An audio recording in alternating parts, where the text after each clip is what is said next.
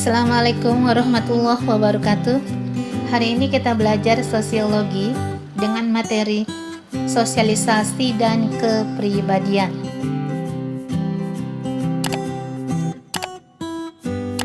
Baik, kompetensi dasarnya adalah menerapkan konsep-konsep dasar sosiologi untuk memahami ragam gejala sosial di masyarakat.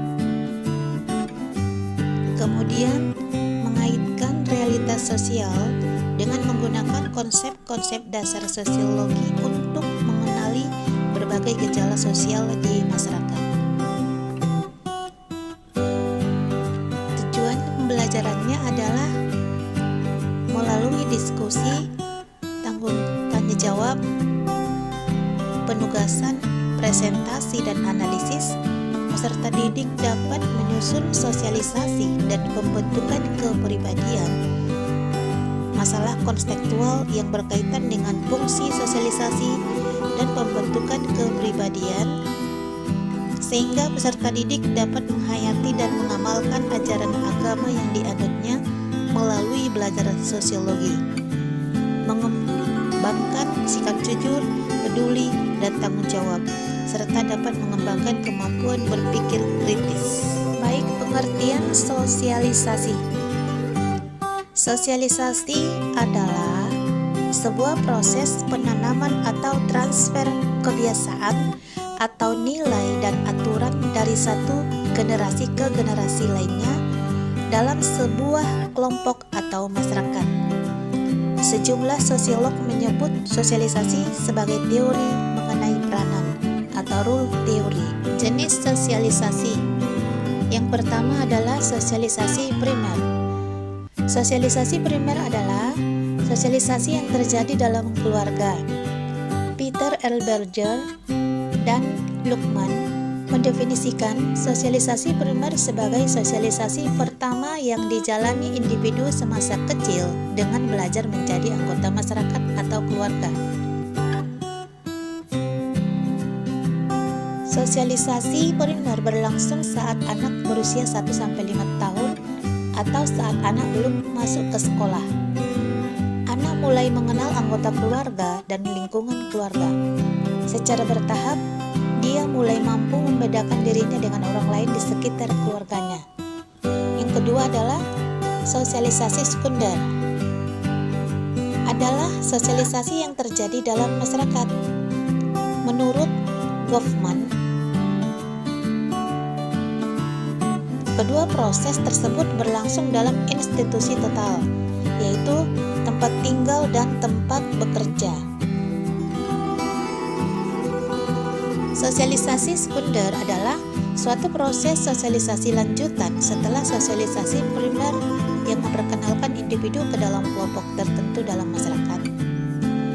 Salah satu bentuknya adalah resosialisasi dan desosialisasi.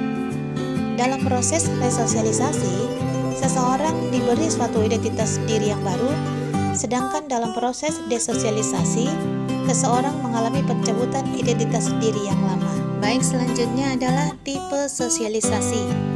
Ada dua tipe sosialisasi, yaitu sosialisasi formal dan informal. Sosialisasi formal. Sosialisasi tipe ini terjadi melalui lembaga-lembaga yang berwenang menurut ketentuan yang berlaku dalam negara, seperti pendidikan di sekolah dan pendidikan militer. Sosialisasi informal. Sosialisasi tipe ini terdapat di masyarakat atau dalam pergaulan yang bersifat kekeluargaan, seperti antara teman, sahabat, sesama anggota klub, dan kelompok-kelompok sosial yang ada di dalam masyarakat. Baik, yang berikut adalah pola sosialisasi. Sosialisasi dapat dibagi menjadi dua pola: sosialisasi represif dan sosialisasi partisipatoris. Yang pertama, sosialisasi represif. Sosialisasi represif menekankan pada penggunaan hukuman terhadap kesalahan. Ciri-ciri sosialisasi represif. 1. Penekanan pada penggunaan materi dalam hukuman dan imbalan.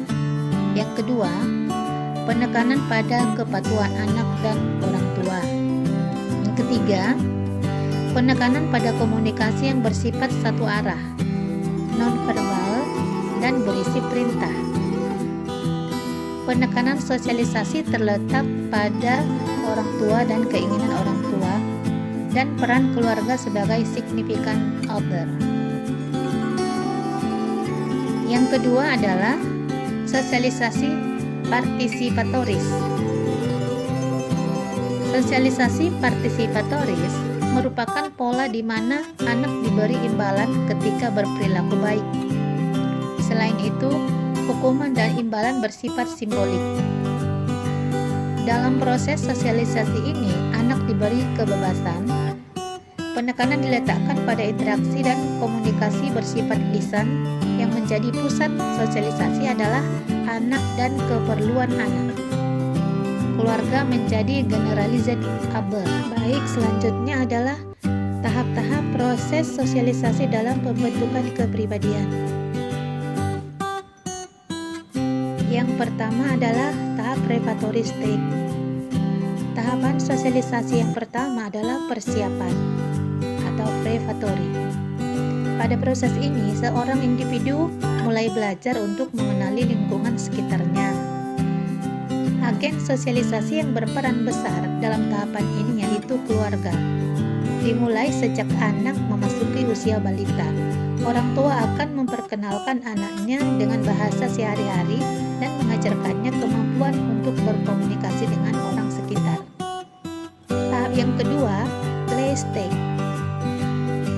Pada tahap kedua ini, seorang anak belajar sudah mulai memahami peran atau status dirinya serta mulai mempelajari dan meniru peran-peran orang lain di sekitarnya.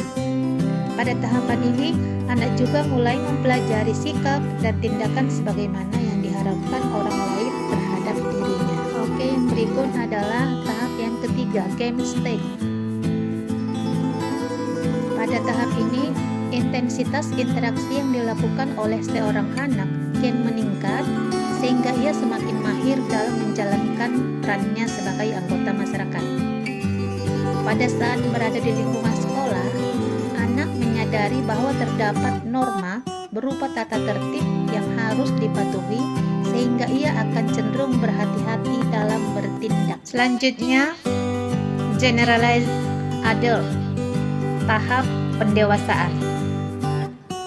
Anak sudah diakui keberadaannya dalam masyarakat, mampu menempatkan diri dan sudah tahu nilai dan norma.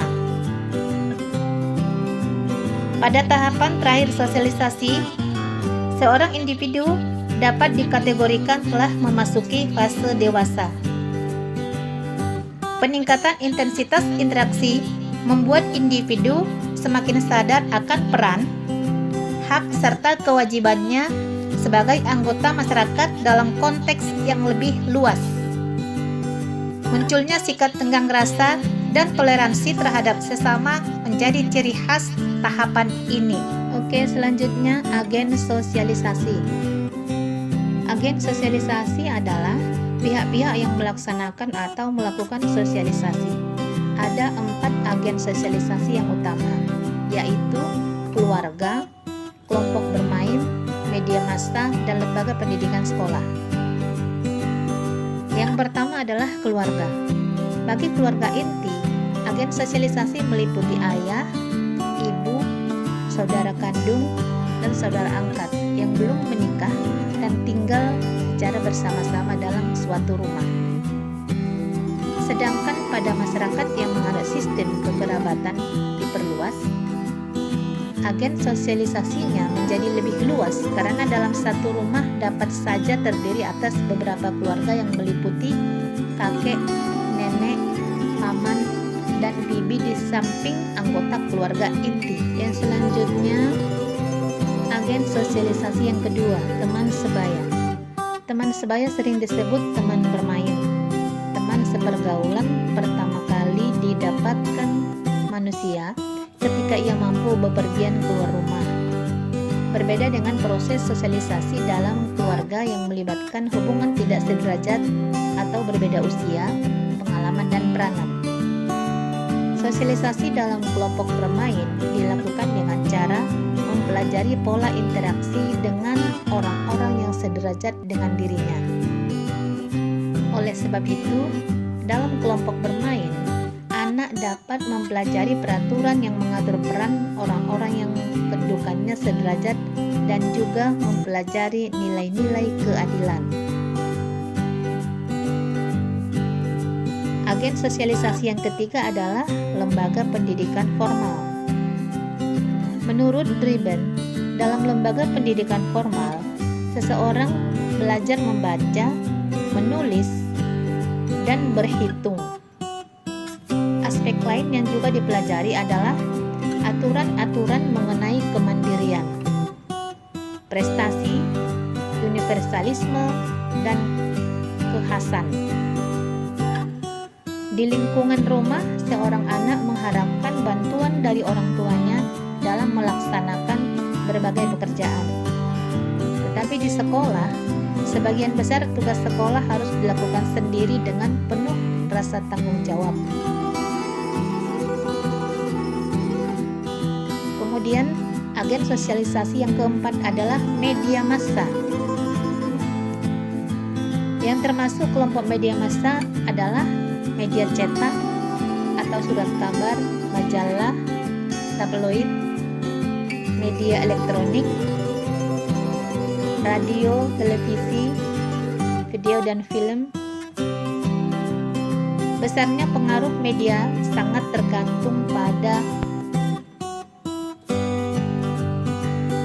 kualitas dan frekuensi pesan yang disampaikan. Oke, yang selanjutnya contoh media massa.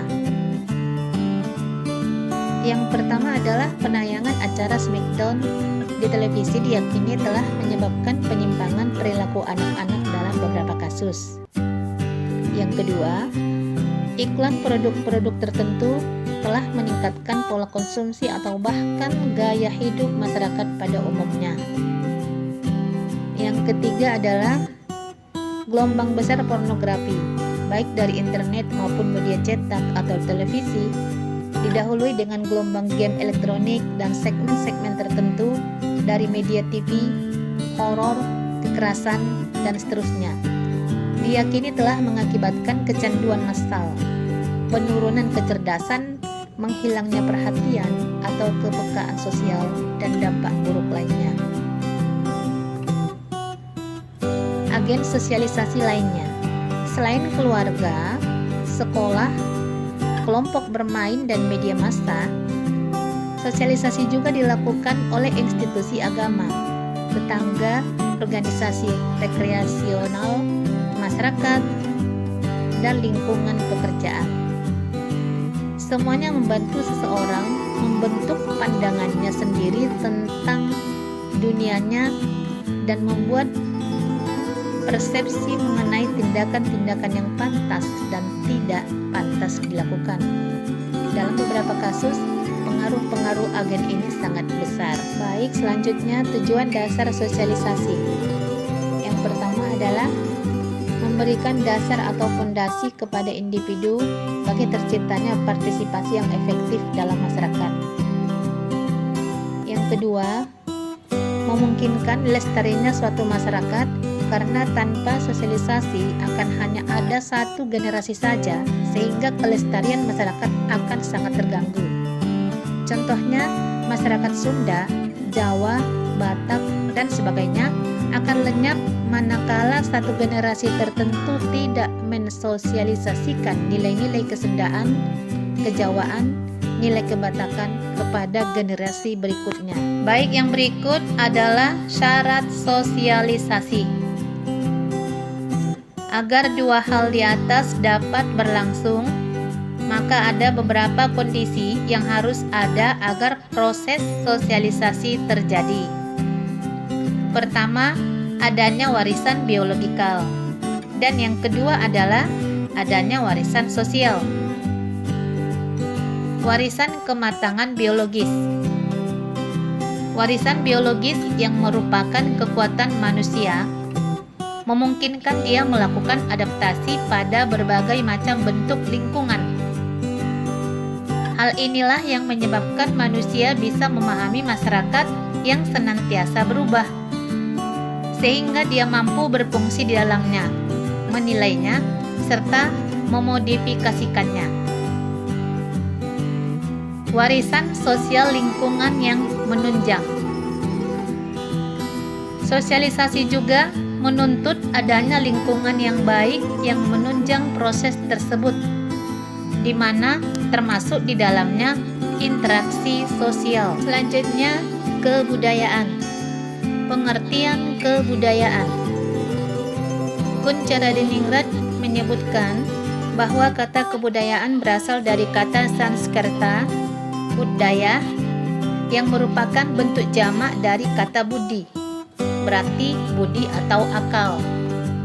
Dengan demikian, kebudayaan bisa diartikan sebagai hal-hal yang bersangkutan dengan akal. Berikut definisi kebudayaan menurut para ahli.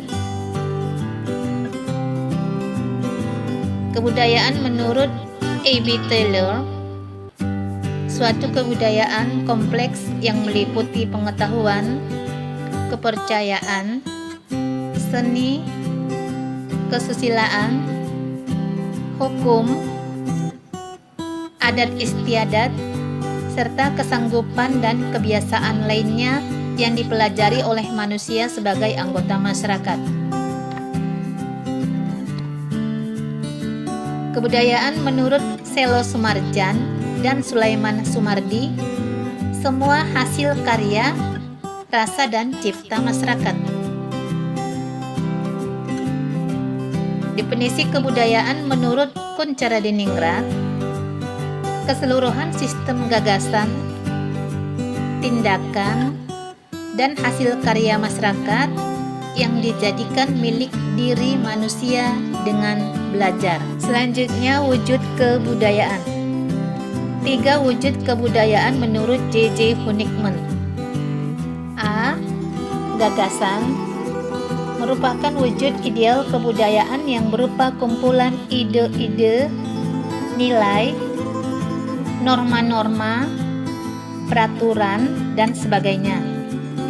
Sifatnya abstrak, tidak dapat diraba dan disentuh. B. Aktivitas merupakan wujud kebudayaan sebagai suatu kegiatan serta tindakan terpola dari manusia dalam masyarakat itu. C. Artefak merupakan wujud kebudayaan fisik yang berupa hasil dari aktivitas, perbuatan, dan karya semua manusia dalam masyarakat. Wujud artefak dapat berupa benda-benda atau hal-hal yang dapat diraba, dilihat, dan didokumentasikan. Berikut unsur kebudayaan. Kuncaradeningrat menggolongkan unsur-unsur pokok yang ada pada tiap kebudayaan di dunia. A. Bahasa. B. Sistem pengetahuan. C. Organisasi sosial. D. Sistem peralatan hidup dan teknologi. E. Sistem mata pencaharian hidup. F. Sistem religi. G. Kesenian.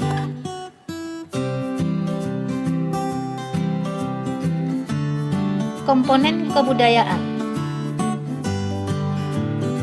A. Kebudayaan material, mengacu pada semua ciptaan masyarakat yang nyata dan konkret. B. Kebudayaan non-material, ciptaan-ciptaan abstrak yang diwariskan dari generasi ke generasi. Berikut kebudayaan dan pengaruhnya terhadap kepribadian. Kebudayaan dan kepribadian. Kebudayaan suatu masyarakat turut memberikan sumbangan pada pembentukan kepribadian seseorang. Perkembangan watak. Tiap-tiap kebudayaan mempunyai cara pengasuhan anak yang berbeda-beda yang menunjukkan adanya kesamaan pola-pola adat dan norma-norma tertentu. Kebudayaan dan watak khas kebudayaan. Tiap-tiap masyarakat terdapat pola-pola kebudayaan sendiri yang tidak dimiliki oleh masyarakat lain. Di sini akan muncul karakteristik kepribadian suatu masyarakat. Selanjutnya, kepribadian. Pengertian kepribadian. Terdapat beberapa sosiolog yang mengemukakan definisi kepribadian, yaitu Roget dan Warren. Kepribadian adalah organisasi faktor-faktor biologis, psikologis, dan sosiologis yang mendasari perilaku seseorang individu. Menurut Theodore R. Nicom, kepribadian adalah organisasi sikap-sikap yang dimiliki seseorang sebagai latar belakang terhadap perilaku. Menurut Inger, kepribadian adalah keseluruhan perilaku dari seorang individu dengan sistem kecenderungan tertentu yang berinteraksi dengan serangkaian situasi. Menurut Kuebel, kepribadian adalah gabungan keseluruhan dari sifat-sifat yang tampak dan dapat dilihat oleh seseorang. Yang berikut adalah susunan kepribadian. Yang pertama, pengetahuan. Terisi dengan fantasi, pemahaman dan konsep yang lahir dari pengamatan dan pengalaman mengenai bermacam-macam hal. Yang kedua adalah perasaan. Suatu keadaan dalam kesadaran manusia yang menghasilkan penilaian positif atau negatif terhadap sesuatu dan bersifat subjektif. Yang ketiga adalah dorongan naluri. Merupakan kemauan yang sudah merupakan naluri pada setiap manusia. Di antaranya, dorongan untuk mempertahankan hidup, dorongan seksual, dorongan untuk mencari makan, dorongan untuk bergaul dan berinteraksi, dorongan untuk meniru tingkah laku sesama, dorongan untuk berbakti, dorongan akan keindahan bentuk, warna, suara, dan gerak. Selanjutnya, faktor-faktor pembentuk kepribadian. A. Warisan biologis. Semua manusia yang normal dan sehat mempunyai persamaan biologis tertentu, seperti mempunyai dua tangan, panca indera, kelenjar seksual, dan otak yang rumit. Setiap warisan biologis seseorang juga bersifat unik, yang berarti bahwa tidak seorang pun, atau kecuali anak kembar, yang mempunyai karakteristik fisik yang sama. B. Lingkungan fisik. Lingkungan fisik merupakan salah satu faktor yang mempengaruhi kepribadian.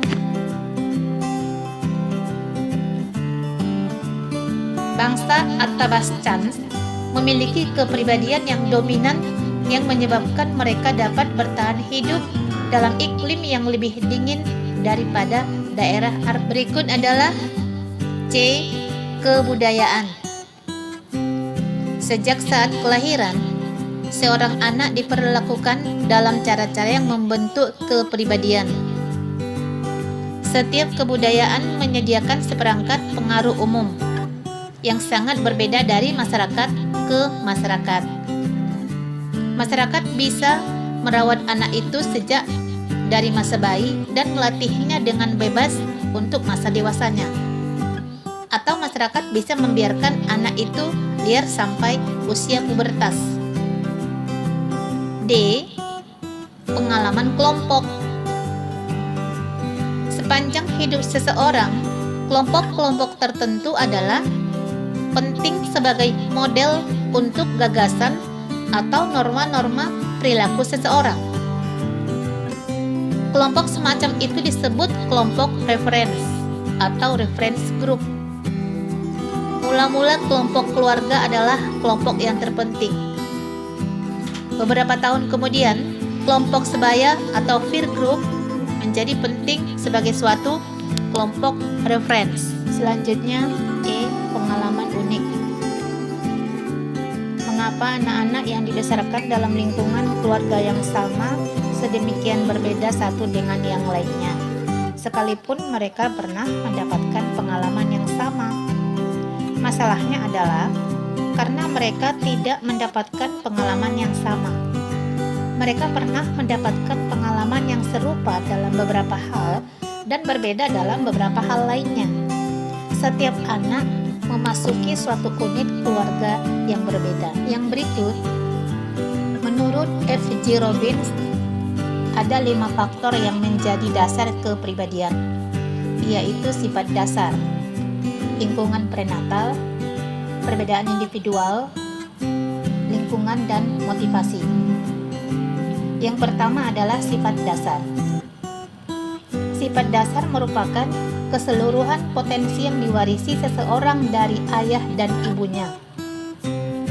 Faktor keturunan adalah faktor-faktor yang dibawa sejak lahir dan merupakan transmisi unsur-unsur dari orang tuanya melalui proses genetika.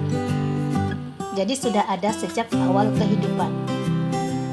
Yang kedua adalah lingkungan prenatal.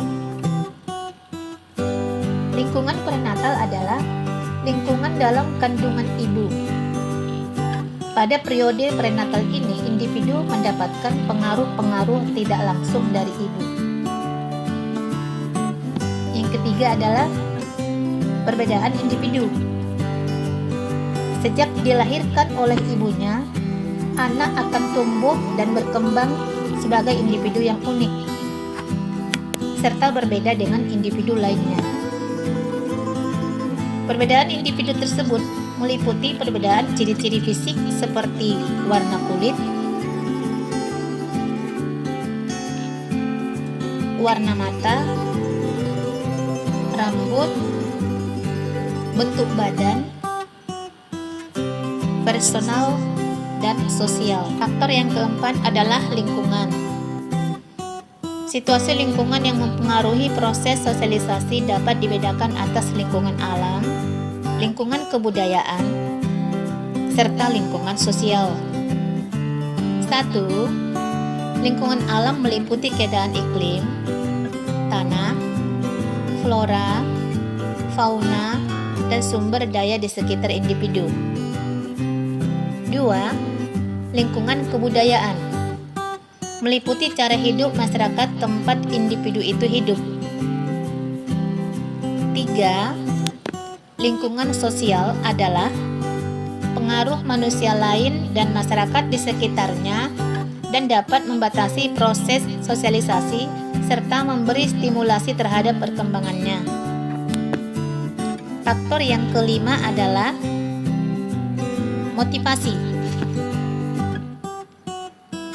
Motivasi adalah kekuatan-kekuatan dari dalam individu yang menggerakkannya untuk berbuat sesuatu. Motivasi dibedakan menjadi 2, yakni dorongan dan kebutuhan. 1. Dorongan adalah keadaan tidak seimbang dalam diri individu karena pengaruh dari dalam dan luar dirinya. 2. Kebutuhan adalah dorongan yang telah ditentukan secara personal, sosial, dan kultural.